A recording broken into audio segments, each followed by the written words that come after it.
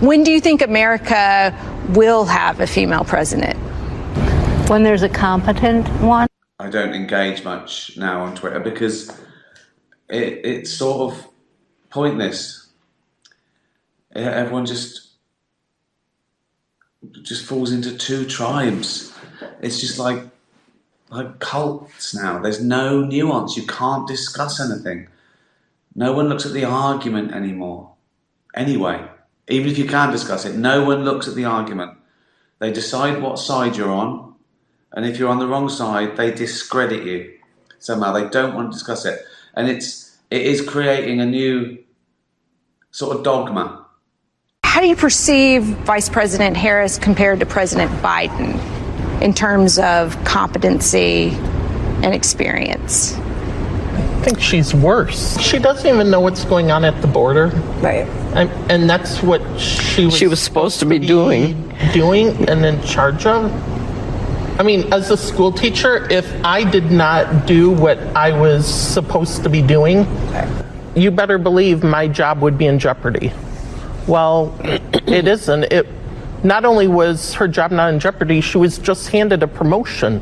Is there anyone that Kamala Harris could appoint as her vice president that you would find reassuring?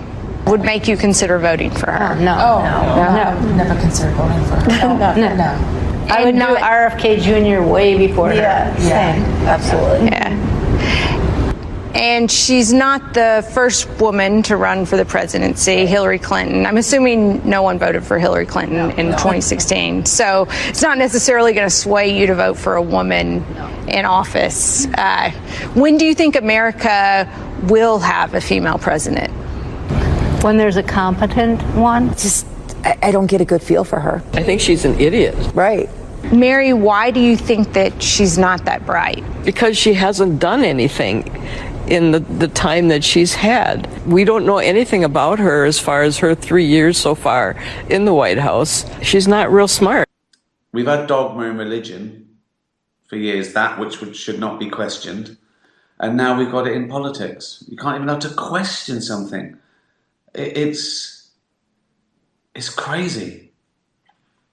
People shot down, people scared to even ask a question, so they opt out, you know. And then people are angry that people don't speak up. Well, because they can sort of do without it. Some here are frightened now just to go outside. Now it feels like that whole section we're doing that, and that's what is just not available to the community asking our local elected anymore. So our parks are not available to can't go there. anymore. Search out and give us a list of all of the empty lots that there are. Migrants from a 4,000-bed shelter nearby fill the sidewalks. They sit on park benches, on stoops and curbs, under the BQE overpass. So many people crowded in here, residents feared what was coming. We have been witnessing the escalation in violence on the street and in the community for months now. We've been pleading with the mayor, as we've seen increased, that this was going to be inevitable. And everything's amplified and exaggerated because there's no nuance in a tweet. People go down the tweets and see who people follow now, and they go, "Oh, I thought you'd follow him." Well, you should read more than one opinion. You should speak to all different people and argue with them. If there's one thing that all sides should agree on, it's free speech. And even that is trying to be closed down and restricted now. People are making up their own terms. It's ridiculous. It is. If you're mildly right wing on Twitter, you're Trotsky. You're like Trotsky. If you're mildly right wing, you're like Hitler. If you're mildly left wing, you're like Trotsky.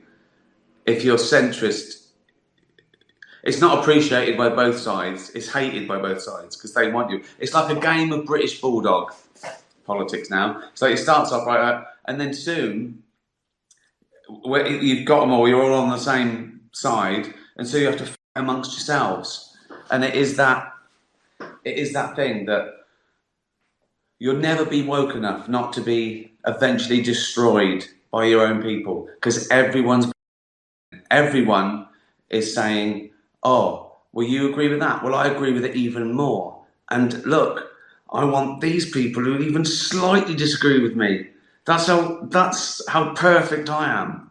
But what goes around comes around. I've seen it before at the beginning of Twitter.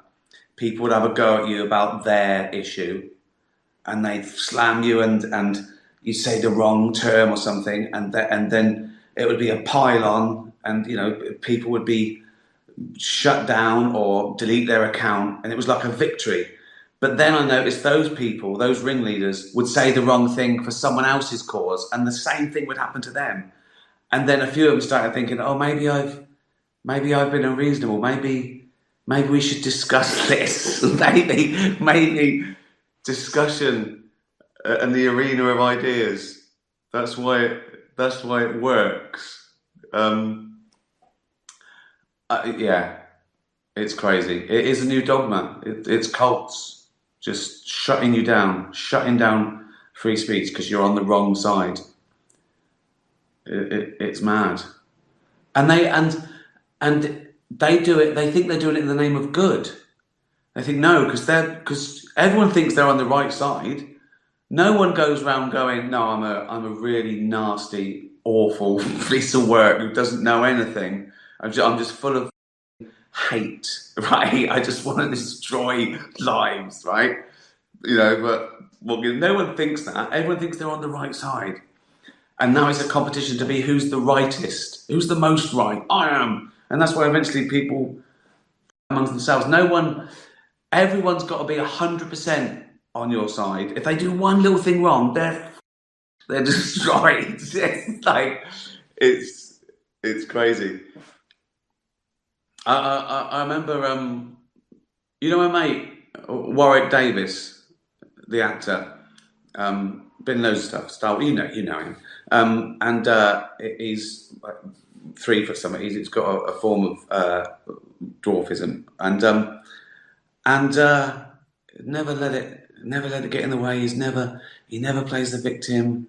Got a great family and kids who are bulletproof because of great parenting, And he told me that if he's in the supermarket or something and a little kid sort of stares at him, he sees the mother go, pull him away like that.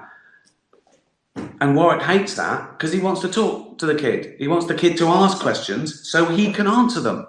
And then he talks to the kid, explains why I am Warwick, I'm an actor, this is what happened.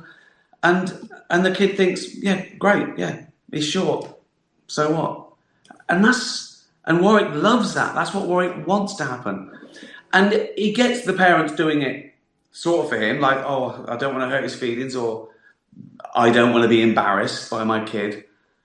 But he doesn't like it when they don't let a kid question this. That's how we learn, by questioning things. There's no right or wrong questions. No right or wrong questions. That doesn't make sense, right? There are only right and wrong answers. And whenever someone says to me, you shouldn't question this, that's not how we progressed. That's not how we cured diseases or put a man on the moon. It was by questioning and questioning.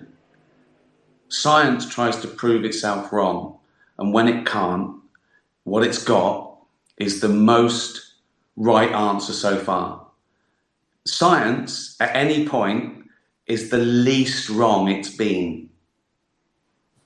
And I love it when people say that science is flawed because it's been wrong before. How can correcting yourself be a flaw? It's things like, oh, you should never question this. It was written 4,000 years ago, but you should never question it. That's dogma. Oh, anyway, that was a rant, wasn't it? No one cares. Most people don't even understand what I was talking about. Anyway, so yeah, I try not to get too in, but I'll do the odd retweet or stupid comment. But I just don't get into these weird that consume people's lives, tearing families apart now. Politics, identity politics, dogma versus reason and inquiry. I remember when I was growing up, everyone I knew, they're like, Dad voted Tory, Mum voted Labour, or vice versa. That was it. There was no discussion. There's no discussion. Now, things, difference of opinions rips families apart. It's f***ing mental. Talk. It's my life. Classic, isn't it? Was that a hit around the world? I don't know. Doesn't matter. When I doubt they'll say that on the news. A drain actor will be sadly missed. I'd love that. I'd love that if that's my legacy.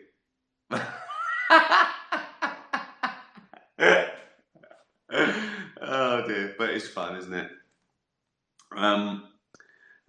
Oliver says, do you feel proud when you see the actors you cast in one of their first major roles go on to a big career, e.g. Martin Freeman? Yes, it's always lovely.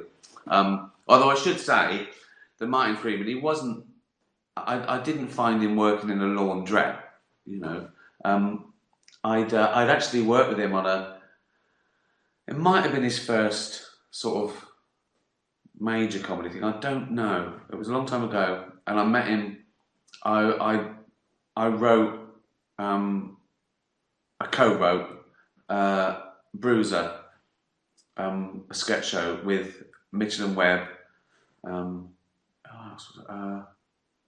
Richard O'Waddy and Matt Holness, Olivia Colman, and we wrote a little sketch thing, and I met him then, and thought it was great. Although they're all great, obviously. Yeah, that was my first little proper paid job by the BBC, and I remembered him and thought, yeah, he'd be good, and I was right. So yeah, and I, obviously Ashley Jensen in Extras in the Afterlife. Oh, that's Pickle meowing. Do you want to see Pickle? Hold on. Fucking shambles. This is absolute. Right. Well, come here then. Come here then.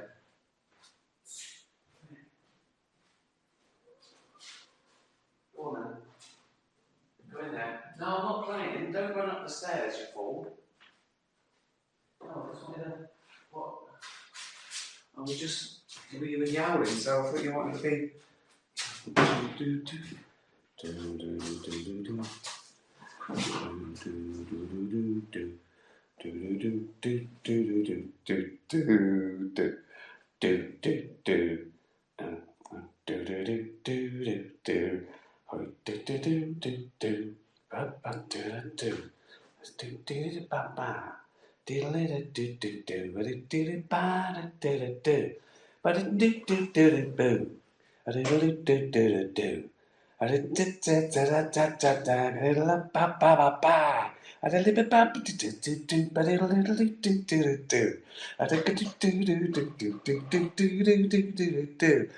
I mean, you're watching this thinking, oh, look at that. But you're the watching it. You're watching a grown man, right, dancing with a cat. Right, she wants to go. Go on then. There you go. Oh, that was...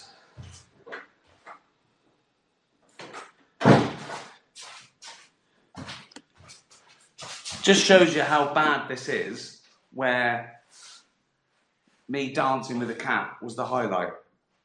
Think of that. Think of that. Did you see that show? Yeah. Was there any good bits? No. But the best bit was dancing with a cat.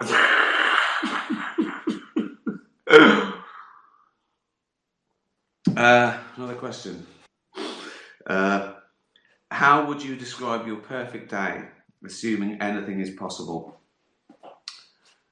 Good question. Well, I miss going to lovely places with gigs. Like this time last year, we were in Paris. I went to Berlin, Zurich, Barcelona. I mean, once a week, I was doing these, Amsterdam. So it might be walking around somewhere like that. Me and Jane walking around somewhere like that and buying stupid things and having coffee, and that would be a pretty perfect day actually. If we're abroad, and it's a nice place where they've got dogs, and I'm scruffling dogs. In Amsterdam, we went to this brilliant charity thing on a big barge. It's a cat rescue home. You just walk round and just scruff all the cats. You pay 10 quid or something, and then you just go in and stroke the cats. So maybe walking around Amsterdam, then doing a gig is pretty amazing. That's sort of what I do, isn't it? If I've walked around a beautiful place, had a lovely lunch, done a gig, feel that I've done something. Or if I can't do a gig, if I've written a joke, I've always got to do something that I think is part of my job. I think I can't have a complete day off, and you can't help it. If I have a day off, I think of something. I think of a good idea or a bad idea. So yeah, I think that would be it. Wandering around a beautiful foreign town, and then doing something to do with comedy. I couldn't sit around and do nothing. I've never really enjoyed sitting on a beach for 8 hours. Do you know what I mean? I think a holiday is got to be an adventure. Yeah, walking around Amsterdam, doing nothing, scruffling dogs. Oh, my eyes are stinging again. I had a bath, didn't I? Bubble bath. I thought I got around it. I put in some shampoo the other day. It wasn't bubbly enough.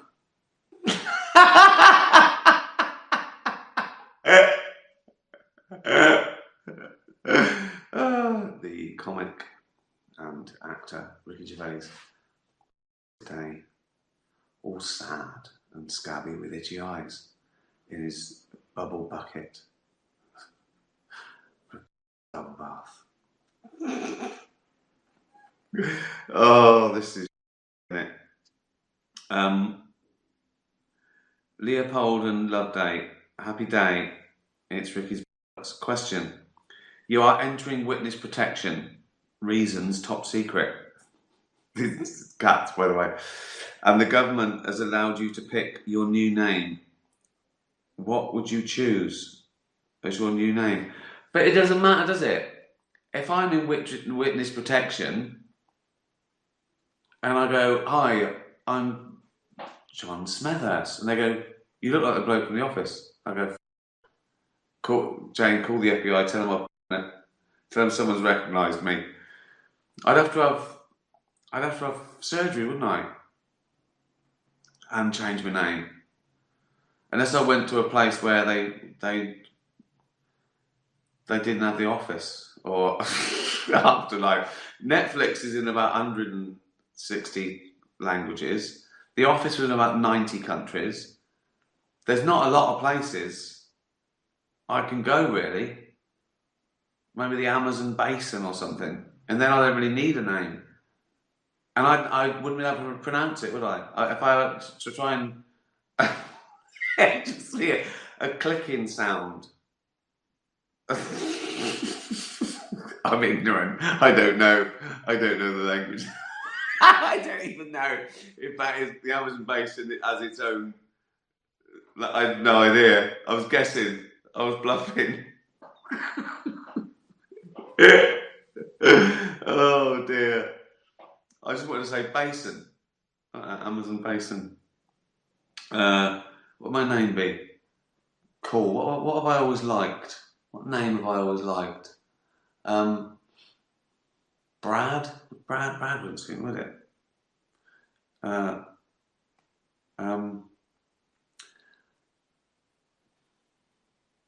Tommy Chubbington. Tommy Chubbington. That'd do, wouldn't it? I mean, wherever I am, where would I be? I couldn't just go in Watford, could I? Without having Tommy Chubbington, that'd do. And I'd have a different job, wouldn't I? The teacher and sports tutor, Tommy Chubbington, today, in a bucket of his own and bubble bath. He will be sadly missed in the Watford area. She's still yowling. Right. What do you do on your first day as a long-necked man? Get now. Oh, God. Look at all the awards I've won for writing and stand-up and directing. And that's only half of them. Look, there's another wall over there, and yet I'm answering questions. What do you do on your first day as a long-necked man? This doesn't happen when they interview Obama or Attenborough. He doesn't get these. They don't get these questions. What would I do? I don't know. I suppose just look over fences. Just look. Because there's a lot of high-walled gardens in Hampstead, and I always think, oh, I wonder if they've got a tennis court. But you can't scramble up and have a look. But if I was just passing anyway, I go, morning. I go, hi. That's Tommy Chubbington, the long-necked man. He's got a face like the bloke in the office, but it can't be him. Because he's 16 foot tall. Oh, God. Rupert, big-hearted thank you, Sir Ricky. Uncle, I followed you for some time, and you've been a hero of mine for years. Rupert's a dog, obviously. Thanks me for my kindness to animals. It's very nice. It's basically thanking me for entertaining, but I won't read it all because it's very nice though. But I feel bad reading such nice things about me. I'm mildly embarrassed, Roop, to read that out. I prefer it when you insult me. Thank you very much. My question, in case there's time, have you considered hosting your own quiz show? I think you'd be brilliant. Thank you, Rupert. Well, not officially, not on telly, but I did used to like it. You know, I used to do it, with mates and family. I think I used to do it. Oh, I did work where I used to work. I did a mastermind for the people who work there, and I researched the questions. That was fun. I do like it. It's something nice. I like doing quizzes though as well. It's nice to be the quiz master. But I prefer to be the naughty schoolboy arguing. There used to be a quiz I used to go to, and it's just terrible. I try and try and point out of the quiz master. Oh God. I got what was Dostoevsky's first novel, and you got what was Mickey Mouse's girlfriend, and that was for a pie. It's not fair. So I think I'd probably be a better quizmaster than competitor, yeah. Oh dear. And thank you, Rupert, for saying nice things. Kermit, right, this is Kermit. It's, look at that. Here, gather round, all animals and humans at Twitterland. Again, I won't read it all, but it's a very, very lovely thing from Kermit the cat. So thank you. What a lovely crowd. What a lovely useless crowd you are. Bella, Joey, firstly Sir Ricky. I'm now Sir Ricky. That's what I'd be instead of a knighthood. All the cats and dogs make me their patron saint. Saint Ricky. Saint Ricky. Today, the Saint Ricky peacefully in a bucket. So, do that. Be nice. Keep following. Keep watching. Before today, the comic actor and comedian Sir Ricky Gervais peacefully in a bucket of his own and bubble bath. You'll miss me when I'm gone, won't you? Be nice to animals. Stay safe. Be nice to animals. Tatty bye, everyone. Tatty bye. Watch this. Watch his face, right? Watch this. This is not right, right? Just watch this. Watch this. Watch. The f*** is going on here? What the f***? Look at it. Look at it. Look at it. Look at it. He is sweating. He's either had a snort or something of that nature, but look at the state of that. For real. Look at it. Me just watching him in his study for 6 months, he was going, and me shouting, "Fucking squared, you dopey." Also, if I can't get hurt, if I'm just like invisible in the corner and watching him throws, he probably had a lot of breaks. So I'd just be there with my eyes shut for 3 minutes. Is he finished? Right, get on with it. Jay goes, "Where you been?" I go, "Watching Elvis." Just go, "What?" You know what I mean?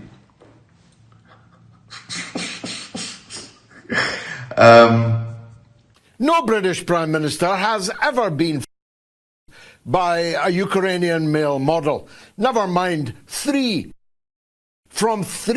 Ukrainian male models. Now look, I spoke about this extensively the other night. I'm not going to rehearse it all, but it has to be explained because either Keir Starmer just had a run of really bad luck that 3 Ukrainian male models allegedly firebombed 2 of his houses and 1 of his former cars. The situation with Starmer has been very interesting, and it's not just what the media are saying, but what they're not saying. So 3 Ukrainian male models have been arrested for arson attacks on Keir Starmer's property. And they all had accounts on Grindr, interestingly enough, apparently, which have all been deleted. And there are obviously some questions about Keir Starmer's private life and his relationship with Lord Ali, who's openly. But what the media aren't hearing, and I saw a report on this, it was actually from Vasily Poroshkov, the whistleblower to me about from Ukraine, the former Ukrainian Secret Service agent. Yes. And he claims that that the 3 Ukrainian rent boys were gathering information from senior politicians in the UK, and they were passing them to the Ukrainian dissident in Madrid, who was mysteriously assassinated 4 days after their arrest. Oh, this is And he would have sordid. he would have seen himself as a potential challenger at the next presidential elections in Ukraine. I think the human brain wants to see patterns. We try and make sense of stuff. Even if we know it's sort of random and abstract, if we want, you can see things in clouds and stuff. Some of those houses and the car in the same street that he used to live in. Now that can happen. It doesn't happen often, and it's never happened to a British Prime Minister before. But if it did just randomly occur, then he can count himself a very unlucky man indeed. On the other hand, if this is a conspiracy hatched in foreign lands against our Prime Minister, this is an attack on the United Kingdom. It's an act of terrorism of great moment, and we should be told if that is the case. If, on the other hand, all of this is the result of some personal imbroglio that the Prime Minister has gotten himself into with the alleged perpetrators, then we need to be told that also. Because if it's a terror attack, or if it is the result of a relationship or relationships gone bad, we need to know, because it goes to the heart of British governance. Now, Prime Minister's question time took place today at Westminster, and not a single MP had the guts to ask the obvious question: Prime Minister, have you ever met or have any personal relationship with any or all of the Ukrainian male models who stand accused, only accused, by the Metropolitan Police Anti-Terror Squad of having firebombed your properties? That is the question any parliament with guts would have required the Prime Minister to answer it. Now, he might have been able, if you'll forgive the pun, to put all that to bed in a sentence. He might have been able to say that I have never met, nor have I any knowledge of the 3 people under arrest for the alleged firebombing of my properties. But he never got the chance to give that answer and stop all this speculation, because nobody had the guts to ask him. And no media has the guts to ask him either. No Meat Pete. That's apt, isn't it? Like, I've probably seen a stick that looks like a knob. I don't mean No Meat Pete's a knob. I mean No Meat Pete. When I first heard that name, I thought it meant he didn't have a knob. No Meat Pete. But I think it means he's a vegetarian. See, I made a pattern in my mind. It made no sense to anyone else, but I made a pattern in my mind.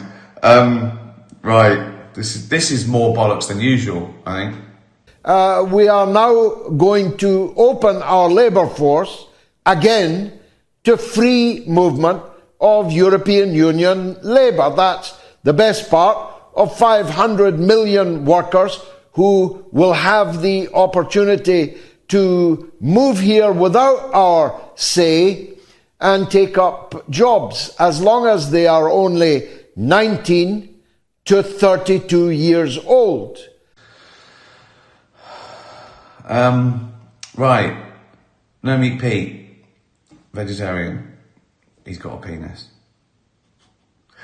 But if the Prime Minister does know these people, then it may be that he has left himself vulnerable, in which case the British Parliament and the British people have a problem, because a Prime Minister that is vulnerable to blackmail or other such heinous acts is a liability to the country. Now, Keir Starmer is a liability on multiple counts, some of them even to do with Ukraine.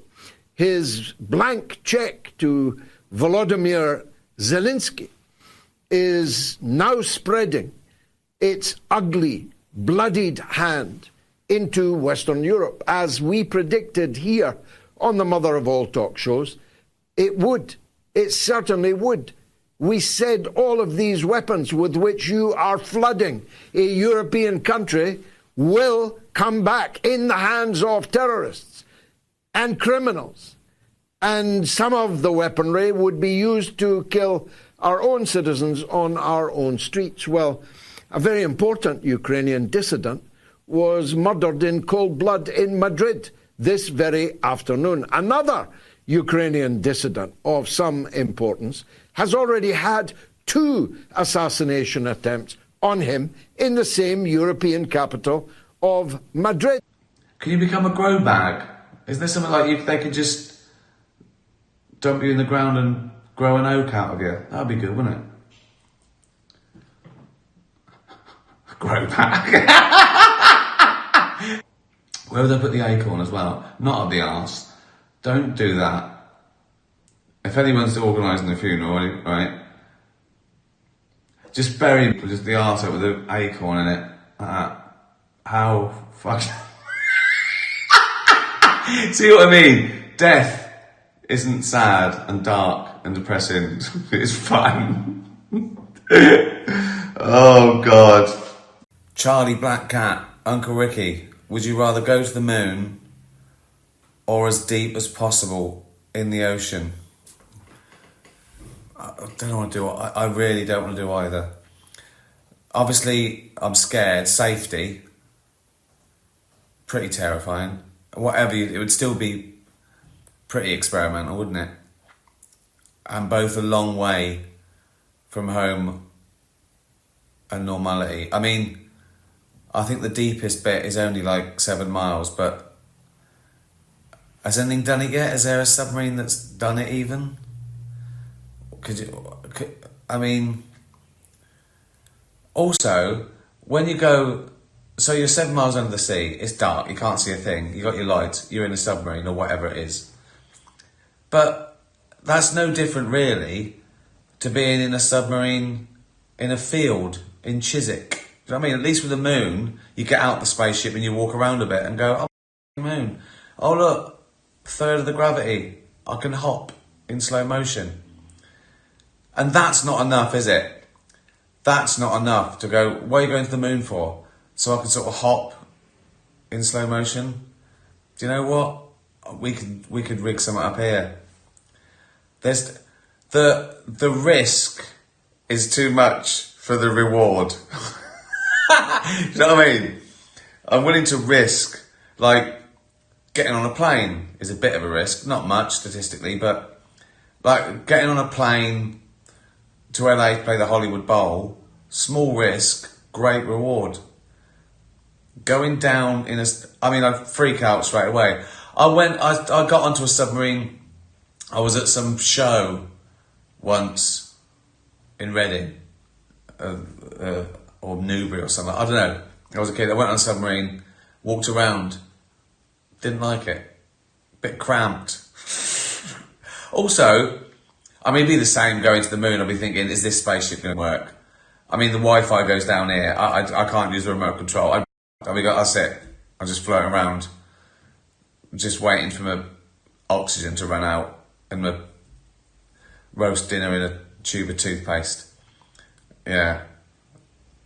No, it's not good. But in a submarine, I'd just be thinking all the time, there's some fat bloke in a boiler suit. Did he check the rivets? Am I going to be a news story? I didn't check the rivets. What happened? Got thousands of tons per square inch. Just him. Horrible. So, neither. Good question though. Thanks very much.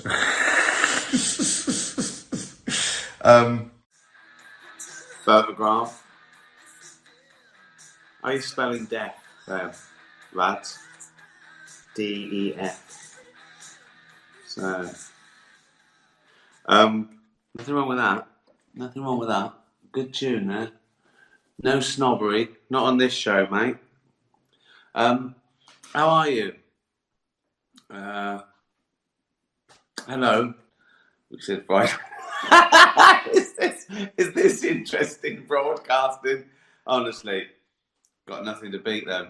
There's nothing to beat. The shit that I see that's being broadcast at the moment in the name of entertainment. I mean, from, shows that, fair enough, they used to be studio shows with a lot of effort and stuff, and now they're put together on Zoom. Right, that's fair enough. But it's like everyone's having a go now, aren't they? Some people are having a second bite at the cherry. They can't believe their luck. They got we'll have you on. Fucking hell. So we're really milking one idea on Twitter. Again, nothing wrong with that. Whatever gets you through. I told you I finished The Last Dance. Brilliant. Just give the Emmy. Just give that the Emmy. Oh, Emmys. I've got no chance of an Emmy. It started coming through, like people ask me to do this podcast for like Emmy consideration. Afterlife has no chance. No chance at all. Because it's going to be there's the same sort of 5 big network shows that are going to be nominated. They're like a juggernaut, a machine. 6,000 Emmy voters. Why are they going to vote for me? Particularly after the Golden Globes. They all hate me. Yeah. He said we're all disgusting. Should we vote for his Netflix show? No, let's not. Also, I think people will go, this isn't a comedy. It's not people talking in a funny voice and falling over. There's no laughter. There's a man who's sad. I can't believe I've been nominated as many times as I have in the Emmys. Was it 24 times for writing, directing, things like extras, Derek, stand-up. I tell you, I've got a chance of another nomination. Writing my monologue for the Golden Globes again. I've had a couple of nominations for that, so that might get me another nom. Who cares? So if any Emmy voters are watching, vote for me. Be on the right side of history.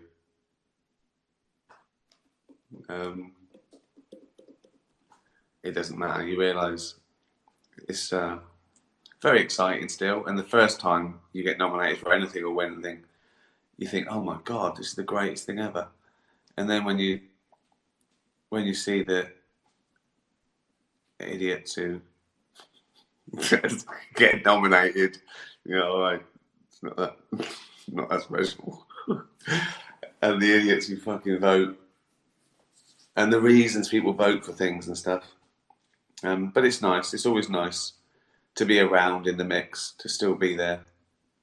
I'm talking like I'm dead. This is me writing my own obituary. Yeah, good innings. He was always around. He always got nominated and did a bit of everything. Didn't he? He wrote a little bit and directed and acted. Did a stand-up. Did some children's books. Yeah, he had a good lazy bastard. He liked to drink.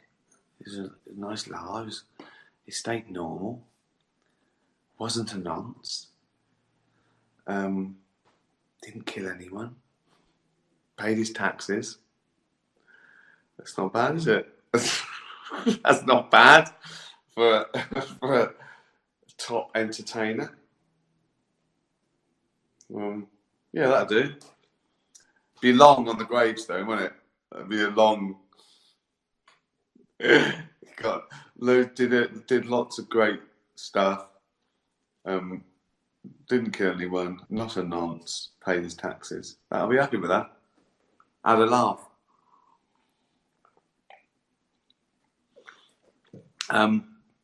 Any questions? Quimby Savile. Someone just said Quimby Savile. Oh, the other day when I explained to Americans who the outtakes where Ratty and the Nonce were shouting out nicknames like Quimby Savile, Michael Parkin Bum, and all that. What was the other one? Harold Shitmum. I explained who they were, and I felt bad after, but I lumped in Michael Parkinson with Jimmy Savile and Harold Shipman. Right, now Harold Shipman was a murderer. Jimmy Savile was the world's most prolific nonce. Right, Michael Parkinson didn't do anything wrong. He's a nice man, at the top of his game. He was our greatest interviewer. I wasn't suggesting that he was in the same company as those two. I should make that clear. I've probably made it worse.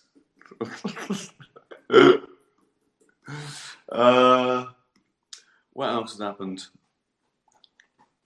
Thanks for watching Afterlife 1 and 2, and the Willoughbys. That really took off. That yeah, done really, really well, according to Netflix. So I don't know if that's a reflection of lockdown, where people just like get their kids and watch this film, watch it again. But yeah, incredible all around the world. My first animated feature as one of the producers. So I'll do that again. That lot of work takes 3 years from beginning to end. Getting everything together, all the casting, but it takes a long time, but it's probably actually less work for me to do a voice and be involved than if it was a live action. Anything can happen. Obviously, the real work is for the animators and the director of all that sort of stuff. But yeah, it takes a long fucking time. Never did Jamie Redknapp. Jamie Redknapp, well, his name wasn't changed, and he's an ex-footballer who, as far as I know, has done nothing wrong either. These are just people asking me. I'm not just suddenly just shouting things out. Like, this is a man. What will they think of this, right? What if they found all these things like in 10 years' time and people didn't know the lockdown or why I was doing this? It just looks like the ramblings of a madman. And in 10 years' time, I probably will have lost my mind. I will be somewhere, in a home somewhere. So they go, oh, that was the beginning of it. Just so he'd be sitting there, talking to himself, drinking beer, going, Jamie Redknapp. Right, and then go, there's a cock in a drain. Maybe someone should do the best of. And by the best of, I mean the worst of these. Someone should put together the shittest, most mental, awful, banal moments of this. And I send it off. I say, can I do this? I want to do this show. Everyone's getting shit telly shows from doing this sort of shit. People are desperate. Absolute bollocks is getting made. So someone compile a 2-minute sizzle reel of the worst of these. Oh dear. How long's that? 13 minutes. Fucking hell. We're out of shit to say. Who cares? Where did I watch Bowie and Live Aid 35 years ago? In our shitty little flat on a tiny little television. That I had like a coat hanger for an aerial. It was about that big. Right? The flat it's the tiny little room that I talk about where I could open the fridge from the bed. Horrible. Shitty place. Dodgy landlord. Just horrible.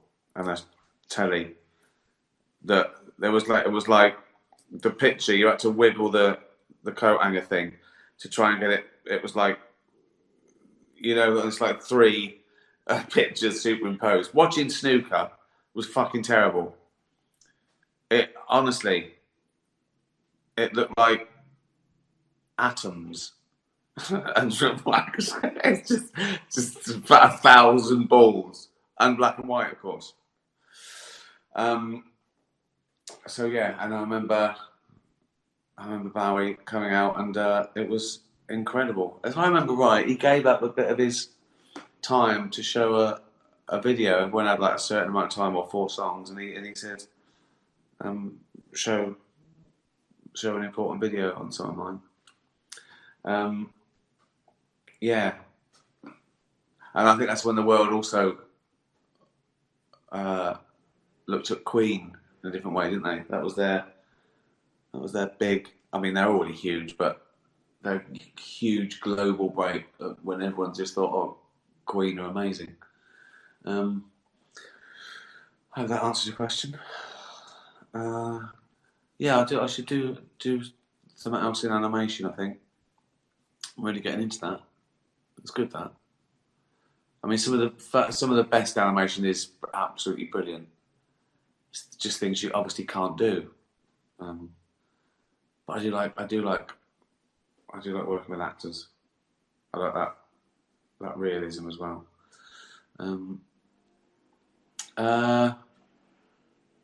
What else? Queen stole that show. Huh? Yeah. Pretty good. Bowie as well.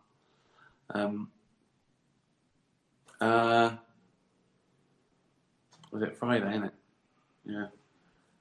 Is it another bank holiday, isn't it? How many have they had in May alone? That's a lot, isn't it?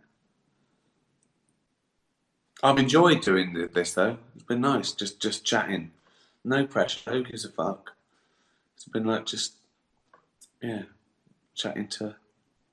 You don't get to do this sort of thing. Even interviews, you're trying to be articulate and talk in sound bites and answer the question. Sometimes the questions are shit.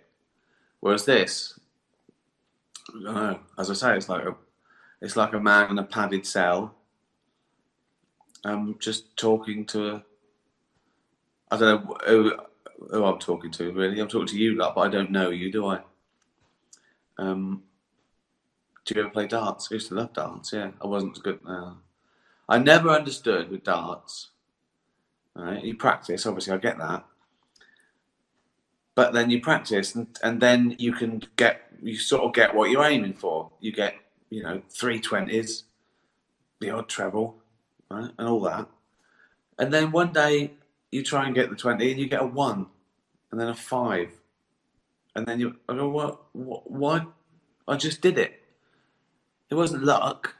Why can't I do it every time? So that annoyed me. Your favourite vacation spot? Well, not that we've had a vacation for 20 years, although flying around the world doing these gigs, I always make sure, well, one, I choose the nicest places in the world, obviously, the most beautiful capital cities, and, cities in America and Canada that I want to go to. So we spend some time there. So they're sort of little vacations. Even though I'm working, it's not like work, is it? It's fun.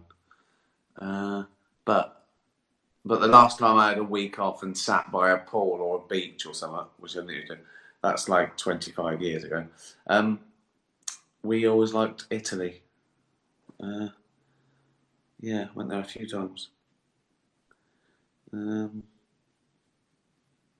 But obviously, no one's having a vacation yet.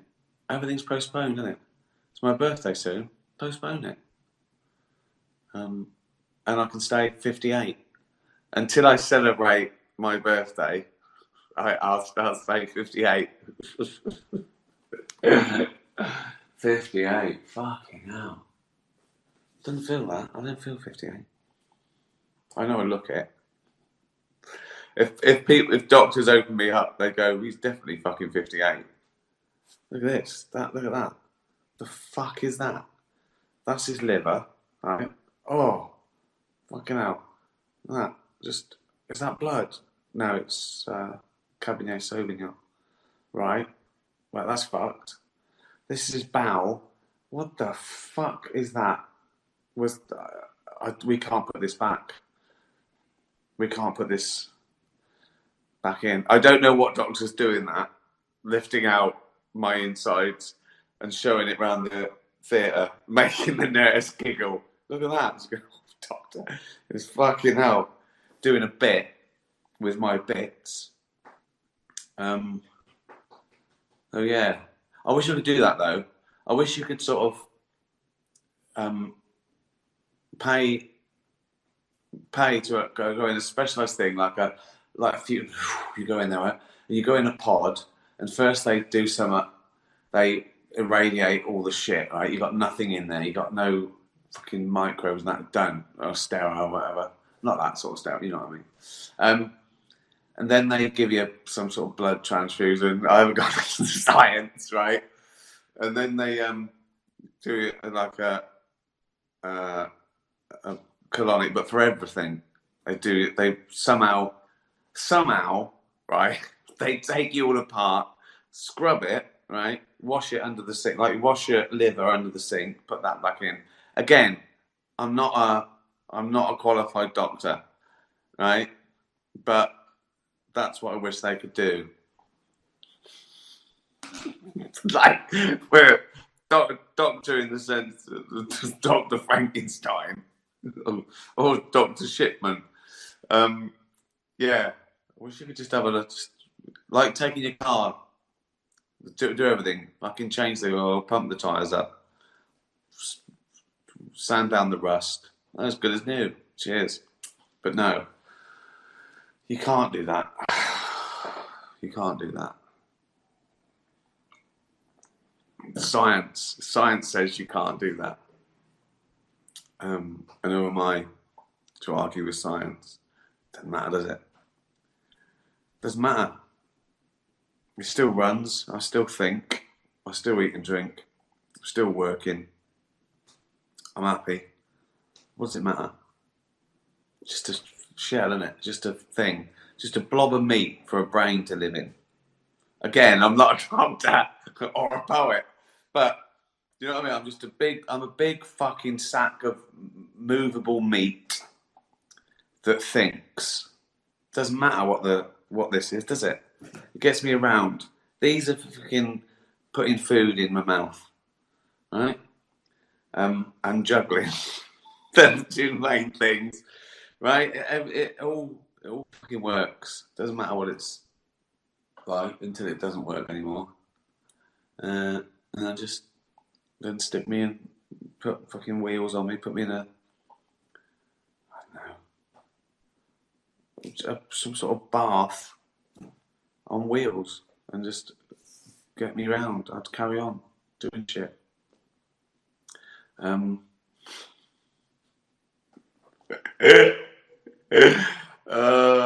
we go. That should go in the. Could that get in the best of?